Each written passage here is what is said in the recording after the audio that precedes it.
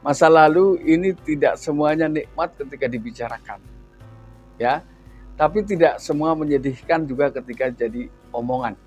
Ini karena masa lalu bisa jadi ada masa lalu yang indah kemudian menjadi kelam, ada masa lalu yang diceritakan menjadi indah karena tentunya masa lalu yang indah diceritakan itu adalah ketika masa lalu yang sudah berhasil dilalui dan kita ceritakan di masa sekarang itu akan menjadi.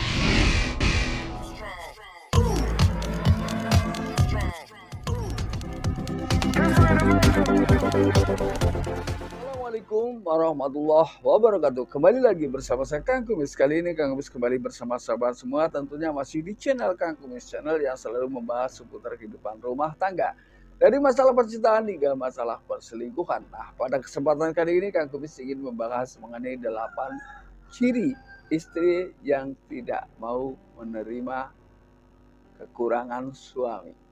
Ya, ini adalah tentunya hal yang sebelumnya tidak pernah disadari oleh para suami atau istri. Sama saja ya. Ada beberapa hal yang kita memang harus melihat sejarah dari awal mula timbulnya perasaan cinta di antara keduanya. Ini sangat-sangat penting ya, karena ini akan menciptakan momen yang sesuai dengan kondisi awal seseorang berkenalan. Ya, namun sebelum lanjut ke topik, gak ada salahnya silahkan Anda subscribe, like, dan komen di channel Kang Kumis agar sahabat semua tidak ketinggalan info dan juga kabar terbaru tentunya di channel Kang Kumis. Nah, kira-kira apa saja ya seseorang yang pada akhirnya tidak mau menerima kekurangan suami? Nah, ini biasanya ketika seseorang yang pada akhirnya tidak mau menerima kekurangan suami, yaitu di saat seorang pria mengenal wanita itu dalam kondisi perekonomian yang baik, ya. Atau katakanlah si wanita ini mengenal Anda di saat tajir, ya. Jadi di saat Anda mengalami keterpurukan, maka ia tidak lagi mencintainya. Berarti cintanya bukan atas dasar dari sisi perasaan, tapi atas dasar pertimbangan yang lain, ya. Katakanlah mungkin mencintai karena hartanya. Karena alasan seseorang mencintai seseorang tentunya memiliki ragam yang sangat banyak, ya. Karena ada orang yang mencintai seseorang karena sifatnya, karena hartanya, ya, dan lain sebagainya, karena fisiknya bisa jadi, ya. Ini adalah beberapa hal yang harus dipahami oleh seseorang siapapun itu ketika hendak mencari calon pasangan, sehingga apapun yang terjadi pasangan kita mau menerima kondisi kita apa adanya. Ini yang pertama. Kemudian yang kedua, si pasangan atau si istri hanya akan mencintai sang suami hanya pada saat suami beruang, ya. Jadi mungkin tidaklah berlebihan ketika ada peribahasa yang mengatakan ketika ada uang abang disayang, ketika tidak ada abang tidak disayang, ya. Jangan ditendang, kasihan, ya. Ini adalah merupakan sebuah peribahasa yang mungkin yang memang sebelumnya disesuaikan dengan kondisi kehidupan. Kemudian yang ketiga, biasanya seseorang yang tidak mau menerima kekurangan suami, dia juga tidak menyadari apa yang terjadi atau kekurangan dirinya, ya. Jadi dia terus mengejar apa yang menjadi kekurangan pasangan, tapi dia tidak mau introspeksi secara mendalam, sebetulnya dia juga memiliki banyak kekurangan. Ini adalah hal yang memang ketika ini terjadi, maka kemungkinan untuk menciptakan keharmonisan di tengah rumah tangga di kondisi yang terpuruk ini sulit, ya. Kemudian yang keempat, si istri ini mudah sekali membandingkan suami hanya dari sisi materi. Ini. Nah, ketika sudah sampai ke situ jelas bahwa memang apa yang tertanam pada awalnya ini bukan karena cinta, tapi karena ada faktor lain. Ini yang memang sebetulnya saya yakin bahwa setiap orang ini menginginkan ya punya pasangan yang bisa menerima dirinya apa adanya.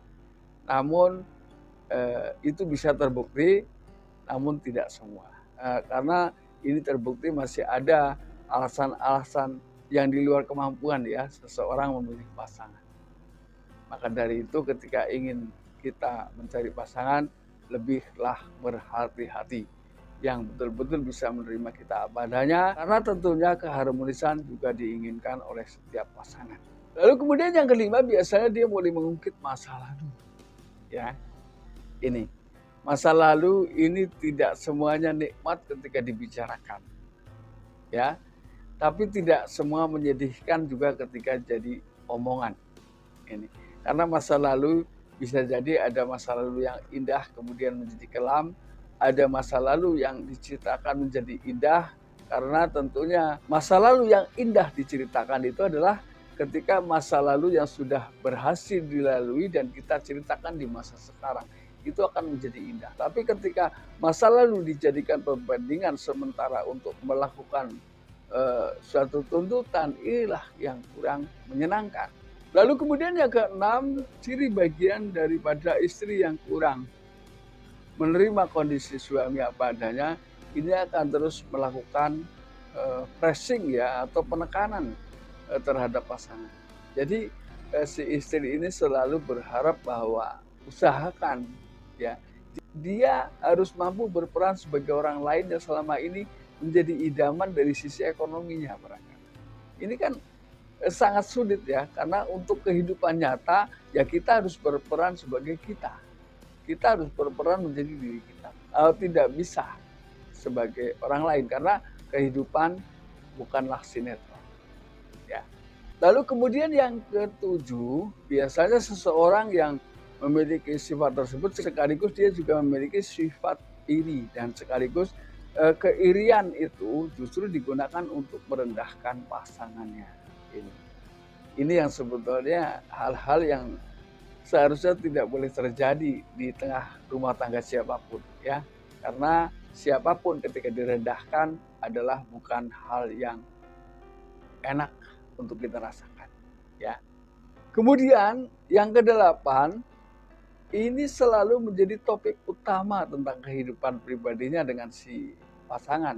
Ini kan kurang nyaman. Ini sama juga mengumbar aib pasangan tanpa kenal waktu dan tempat. Ini adalah bagian yang sangat-sangat tidak diperbolehkan ya. Baik si istri mengumbar aib suami, baik si istri mengumbar aib suami atau sebaliknya. Karena si suami dan si istri sebetulnya setelah terikat dalam tali pernikahan itu harus mampu menjadi dua jiwa satu pemikiran. Walaupun ini bukan hal yang mudah, perlu proses, tapi usahakan itu bisa terbentuk oleh pribadi masing-masing. Nah, sahabat, mudah-mudahan apa yang Kang Kumis sampaikan bisa bermanfaat, dan akhir kata, salam harmonis bersama Kang Kumis. Wabillahi taufik wal hidayah. Wassalamualaikum warahmatullahi wabarakatuh.